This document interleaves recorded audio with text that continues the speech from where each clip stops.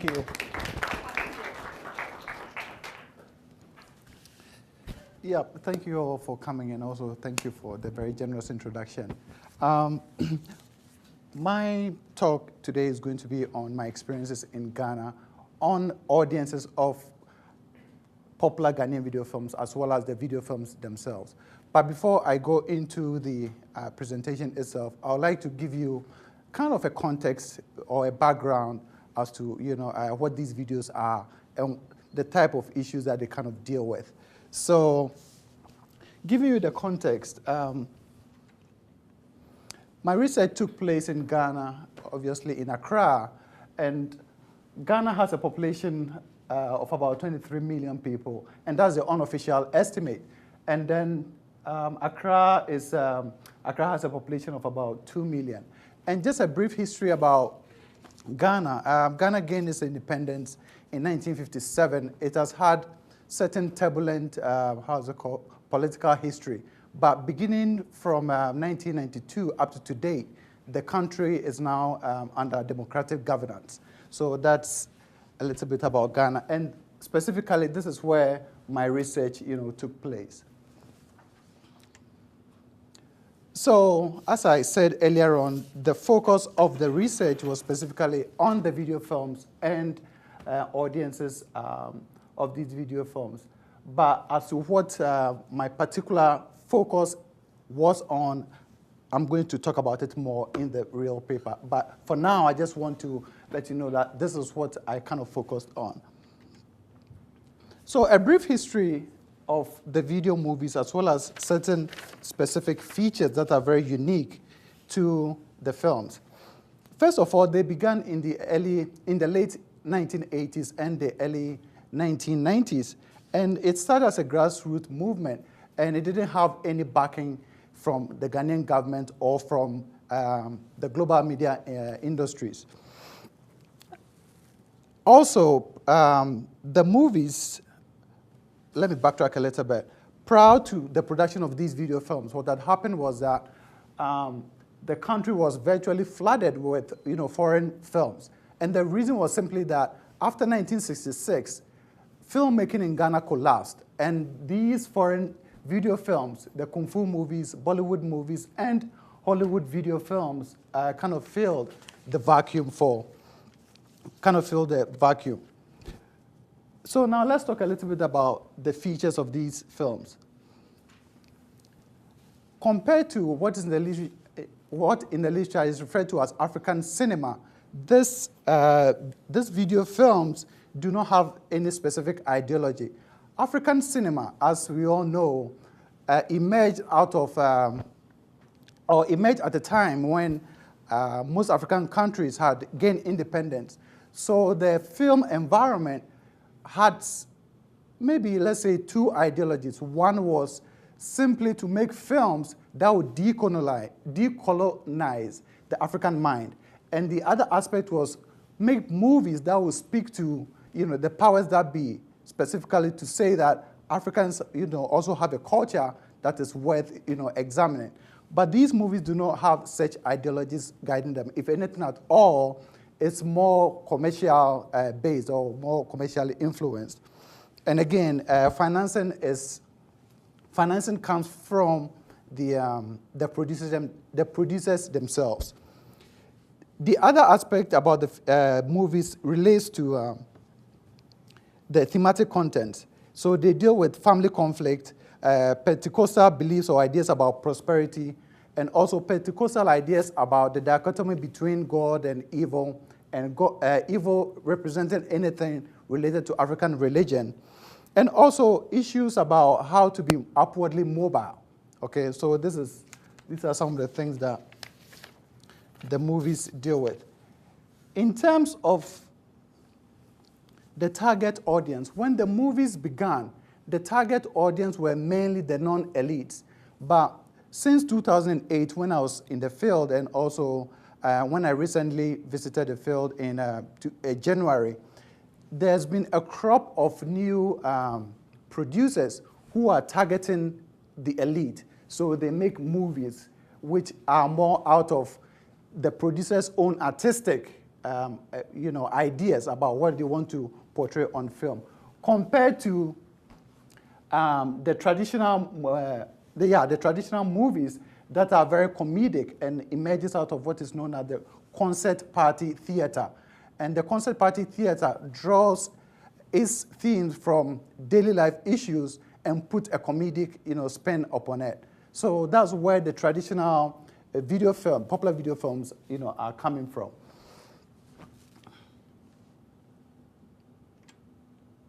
So now I will show two clips that kind of gives you an idea as to production issues, production issues and stuff like that. So I'm just going to show the clip and then we will take it from there.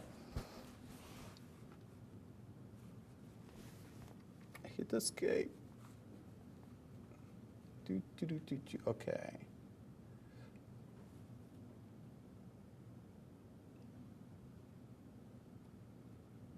So the first one that we are going to watch is a trailer from the documentary made by the California newsreel titled "This is Nollywood."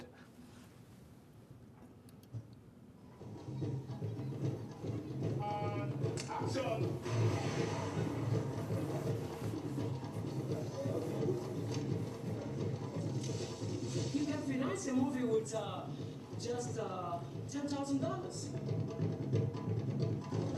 in Nigeria here, and you should in 7 days.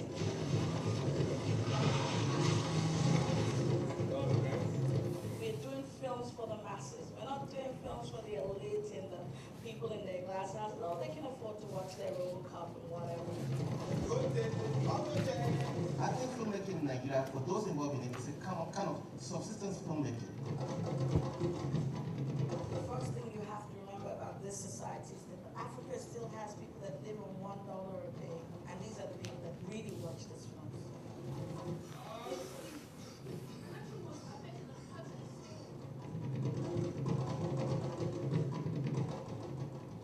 Action! Come on! What happened to you there? Who are they for? When the director of this action, an artist in Hollywood, he's trying to get out the best out of you. We had this sudden change. Things started going according to I don't know how we're going to do it, but we are going to do this film today.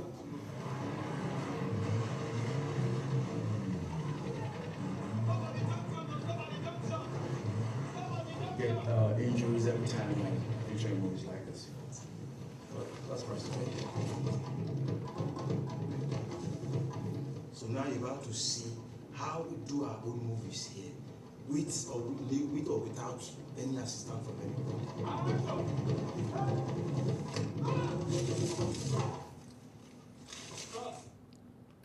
So basically, this documentary is California newsreel people going to Nigeria and following one producer who made a movie in 10 days. And it details, the problems that they face, the unforeseen circumstances which impedes the making of this particular video film. And in as much as some of the issues that are discussed in this documentary relates to the industry in Nigeria, virtually all that is talked about in terms of how it is financed, etc., are all applicable to the Ghanaian scene. So I'm going to show you another clip that focuses specifically on Ghana.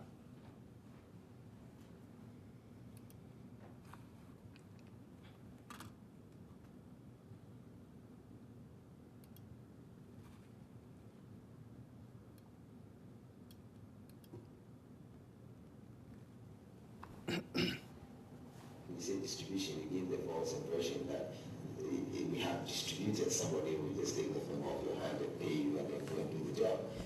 But the so-called distributors in the country right now are people who do video release only. Okay, they will either pay you some money and take the film and video release it for whatever number of years, or you print the sleeves and they will buy the sleeves off you and then produce. At any given time, the producer will request that he wants to see how much he has sold and then how much is due him. So we just have to check the number of sleeves the number of shields SIUC in our store, and then what we have on our shelves, probably on the 4 outlets that we have. Recently, we introduced a float system. When we bring out a film for the first time, we do a float, and that helps a lot. Actually, on the first day, some of the good ones we could sell as much as 4,000.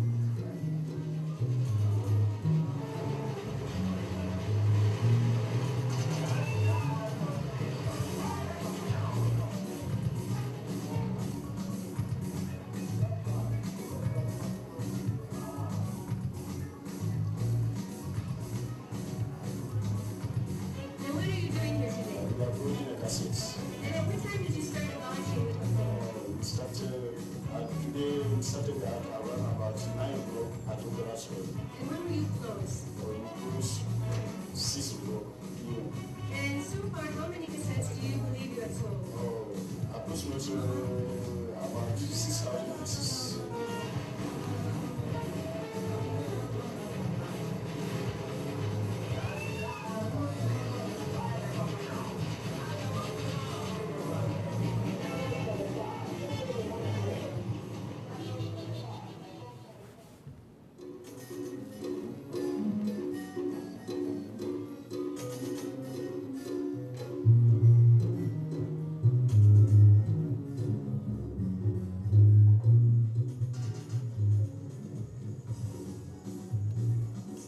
Okay, I'll stop it here and then continue. So what I'm going to do next is rather talk about my experiences in the field, and also, unlike what I said on the blurb, I have modified the talk a little bit to incorporate certain aspects that I felt would kind of add to the flavor of the presentation. So I'm not going to focus solely on my experiences, but also I'll kind of discuss a dimension of my field experiences a little bit. So on January 6th, 2010, I had completed all my arrangements to depart Carbondale to begin a nearly 7.5-month ethnographic research into the popular video films and the audiences. My goal for this trip was to investigate how the films by themselves and also audiences' engagement with these films provide insights into contemporary Ghanaian modernity that leaves behind the reified notions of authentic African culture struggling against the West. To pursue this agenda, my approach was to elicit perceptions on how ideas and images in the video films reflect and shape cultural life, and second, observe viewer interactions within the context of video film theaters and audiences' homes. In framing this research interest, I was inspired by recent calls in global media studies where scholars have not only called for de-Westernizing the sub-discipline, and here we can cite Down in 1996, Kuran and Myung-Jing 2000, and Kim 2008, where the call has urged scholars to focus on non-Western media audiences' consumption practices, and also through the methodology of audience ethnography to examine how the majority of the world population experience globalization in their everyday life, Murphy and Crady, 2003. Another inspirational source for my research is the call to focus on audiences of African popular arts, which, up to date, such a call has not been, responded to. In answering to this call, in my dissertation, I utilized Mayer's 2009 notion of aesthetic formation as a valuable concept to explore the video film's audiences as a kind of public who come together to generate particular notions of self and others and of being and acting in the world. So in this presentation, I will talk a little bit about, how's it called? I'll not fully talk about my experiences, as I said earlier on. Rather, I focus on what Tedlock terms as the observation of participation, where one reflects on and critically engages with one's own participation within the ethnographic frame. But what is to begin in focusing on sharing this process with you today? If I'm not going to talk about the findings of the research, I can cite several reasons. The first is to portray my vulnerability in the research process and through that, register my identity as a newcomer to the existing breed of ethnographers who are passionately interested in the co-production of ethnographic knowledge created within an interactive self-other dialogue, Tedlock, 1991. The second reason is to contribute to the existing reflexive works, not only in anthropology, where there are numerous texts that currently exist, but to, more importantly, to global media studies. Here, there has not been a steady stream of such works that detail the field experience, which shape the direction of the inquiry. And here I'm quoting, direction of the inquiry, the productive discomfort and epiphanies of the field encounter, and how interpersonal dynamics, shape the direction of the inquiry. Murphy, 1999.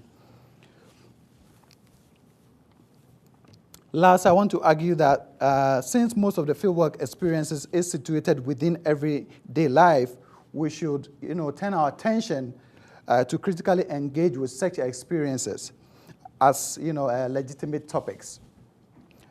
So, entering the field, frustration, delights, and insights. In my proposal, I asserted that I will conduct my research in the cities of Accra and Kumasi. I chose these cities because of my familiarity with these locales, the richness and diversity of the population that makes within this context. However, within few weeks in Ghana, I decided to stay in Accra for the entire duration of my research. Two important reasons accounted for this. One was simply the realization that the study did not aim at a comparative analysis of audiences' engagement with the video films. Therefore, I did not need to, conduct some of my research in Accra and then conduct some of my research in Kumasi. The second important reason was the issue of finance, which was not in abundance because, the trip was self-financed.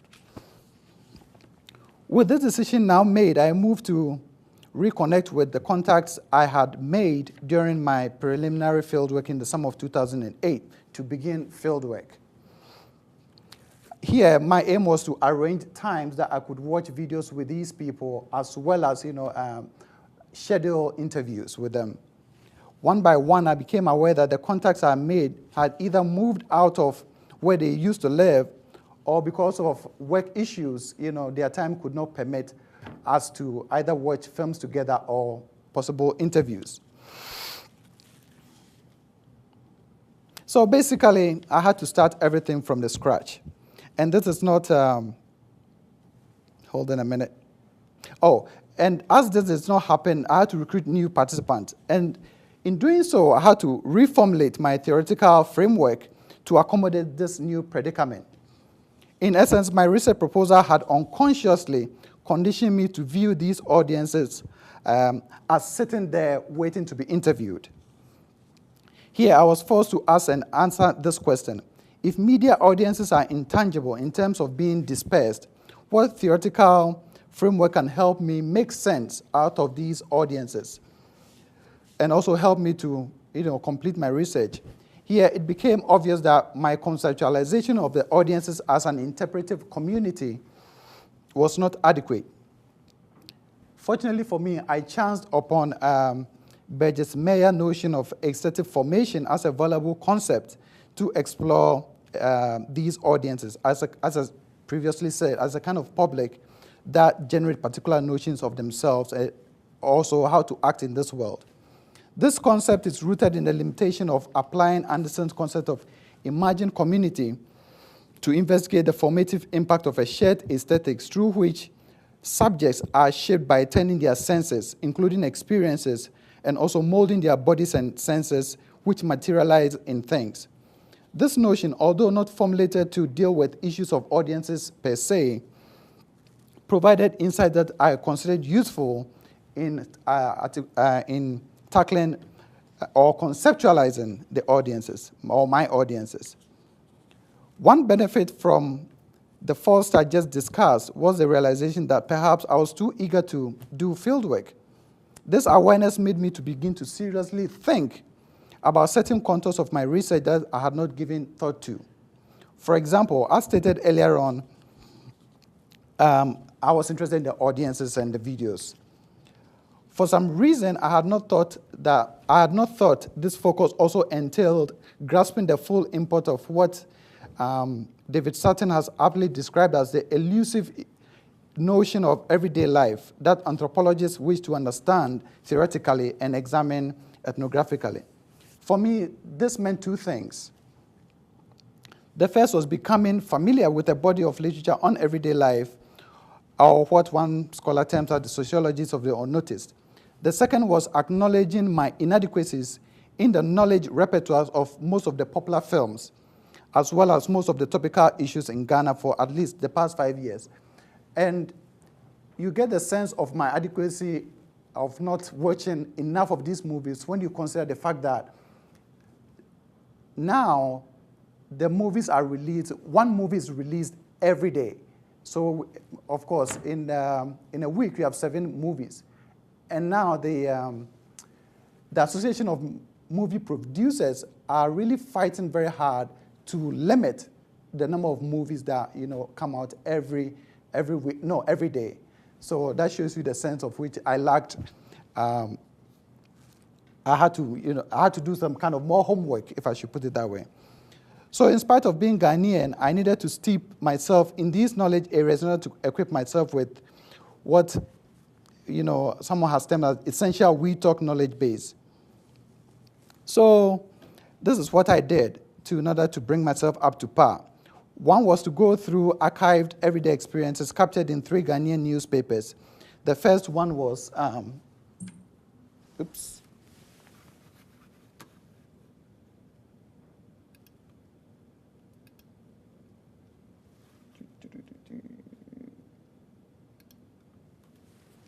So what I did was to go through the back issues of popular Ghanaian newspapers. The first one was the Daily Graphic. The second one is the Daily Guide. And the third one is PMP. The Daily Graphic is a government newspaper, but now it is highly independent because its top editors are put in place by an independent body called the Ghana Media Commission. The Daily Guide is somewhat, it straddles between doing proper journalistic, reporting and also media sensationalism. And PMP is an outright, tabloid, if you can call it that. But these are very popular. So I started going through the back issues of these newspapers just to familiarize myself with what I've missed, whilst I was away. I also decided to take trips by public transport to places like Cape Coast and Kumasi. And Cape Coast is Kumasi is about 4 hours away. And for those of you who are familiar with West African traveling, in these buses you have preachers who pray for people in these buses and travel with them. And whilst praying, after they've prayed for you, they also preach in these buses. And through their preaching, they use very recent examples to buttress their points. So if you really travel in these buses, somehow, somewhat, you become a par with what is, going on in the country. So I want to show you a clip. And this clip is not mine. A friend, showed me. And it's about a preacher in a bus who is preaching about reaping what you sow. And in talking about reaping what you sow, which is based upon Galatians 6, verse 7, he talks about a corrupt cocoa purchasing officer who dupes unsuspecting farmers, a corrupt personnel from the electric company who condones in illegal activities, and a wife who uses charms to get away with a husband, and also infidelity in relationship. And he speaks in Akan, which I'm sure most of you don't speak, but I'll just give you a taste of what he's saying.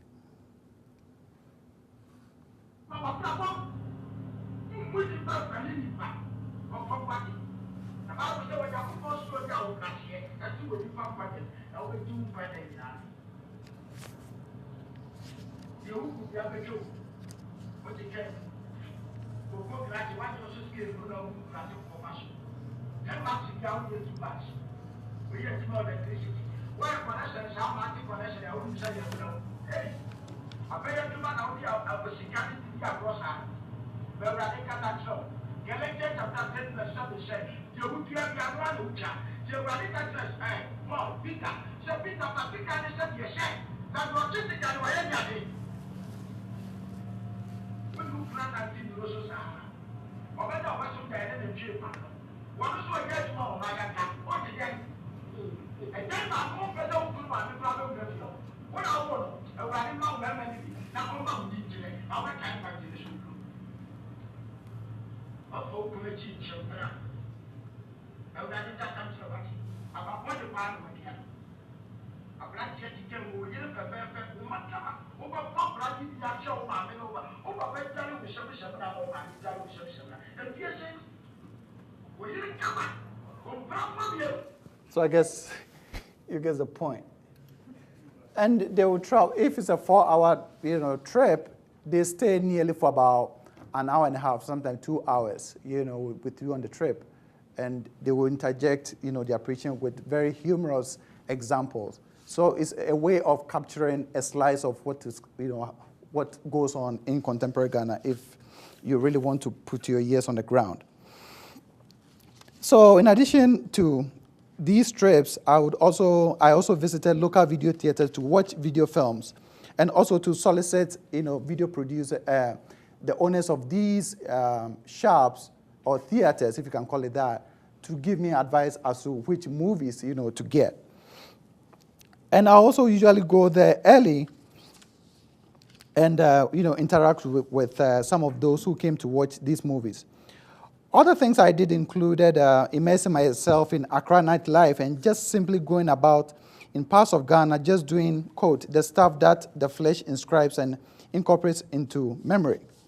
Cumulatively, all these experiences served me well during my interactions with participants, as I was able to relate and understand the intertextual references, that they made during interviews. So in about the 3rd month of my stay, I felt confident enough to begin trying to get audiences to interview. And my awareness of what was going on in the Ghanaian political scene included such issues as vigilantism, cyber fraud, lawlessness within the ranks of the government. So I felt really, very confident. So in pursuing the participant, there were several ways. The first was through my younger sister and also an auntie of mine whom I told about my research. On my own, I started from the video film theaters, where after a show, I would hang out and try to talk with people whom I had noted were regulars. In all these encounters, I experienced a puzzling situation. Potential participants were reluctant to talk to me. A simple question like, so why do you like these movies, elicited a defensive response as, why do you want to know? In my proposal, I had noted that it is easy to talk with Ghanaians because they are very eager to share their views on issues. But I realized that when it comes to locals, the issue is different. And the reason is simply that they are eager to talk to foreigners who they deem as, not having any knowledge at all on Ghanaian culture. So as a local, if you ask them seemingly obvious questions, it's kind of elicit a defensive response and they don't want to warm up to you. After noticing such a pattern, I decided to invoke my American identity and its attendant potential, which, came up with people expecting you to do more for them, now that they know that, you are from America. In conversation, I will approach people and hint about my absence from the country, and since I returned, I'm fascinated with the videos. Such a starter almost always evoked a statement like, so what do you want to know? And this began the conversation through which I expressed my interest about the videos.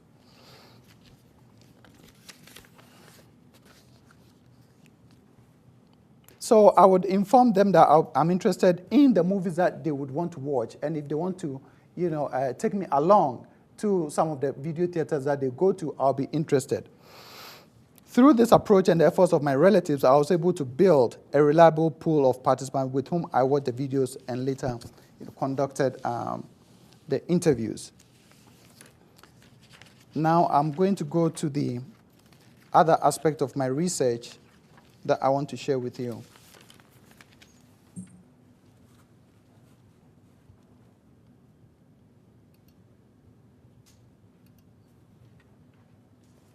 So what most scholars who have done work on the Ghanaian video films have asserted, for example, we can talk about Meyer, McCall, and then Larkin, is the fact that because of the unique nature of the videos, they should be approached as a cultural form. Okay, we cannot approach these videos as a Hollywood movie. So because of this, we should take into account the context in which the products emerge and how they are consumed. And here, they say that, or they advocate that effective analysis of the videos should utilize, an ethnographic route. When I was in Ghana in 2008, I came across a phenomenon known as Sakawa. And Sakawa is simply a cyber fraud that is infused with occultic rituals. The belief is that by immersing yourself in occultic practices, you'll be able to dupe people through the internet. And as late as August 2010, a lady from Yonkers, was duped $50,000, dollars. So this is a real issue that exists in 2000. I mean, it existed in 2008, and when I went back, it was also an issue that was also, it was an issue that was going on. So basically, the belief is that, if you indulge in, and these are popular posters I collected, if you indulge in the ritual, you'll be able to dupe your unsuspecting victim, and you have to follow the rituals very, very carefully, or else sometimes you can turn into a dog or something like that. So that is a popular belief. Now, after 2008, these stories were circulating, but the government had not, come out to say anything about it. In 2009, it became a topical issue in the country, and the government had to come out. And in the official pronouncement, what they said boiled down to the fact that the youth are just not hardworking enough and are just greedy. That's why they are resorting to this cyber fraud issue. And also, the internet cafes and owners are not being vigilant enough to ward off these criminals. Now, after these pronouncements, movies, the producers of this popular movie started making films about Sakawa. So we have Sakawa Boys, we have Sakawa, we have Dons in Sakawa, which are all popular video movies. And in watching the movies, you realize that what the movies portrayed radically differed from what the government, official pronouncement was. And if you talk with people and also observe what was going on, you realize that these youths who are engaged in Sakawa are not just greedy. Rather, there are certain things that fuel the practice of Sakawa. Okay, so there was not enough work, in the system to absorb graduates who are coming out of the universities and the polytechnics. And also, there were certain, what I call defective Ghanaian cultural practices that also fueled Sakawa. So if you're a young guy and you have enough money and you can dish it around, nobody will question where you got your money from. Also, the practice of, again, people just kowtowing to rich people whose sources of wealth is questionable is also one of the means which fueled Sakawa. So in talking with people and watching the movies, you realize that the discourse on the practice was totally different from what the government was saying. And you would only get this type of knowledge when you are on the ground and talking to people and taking a critical approach to the movies. So, I know I did not go into details, but what this tells us is that in utilizing the ethnographic approach to explore these video films, we always have a deeper understanding of the socio-economic and some of the cultural factors that fuels the cyber fraud phenomenon in Ghana. And this is where I would end. Thank you. Whew.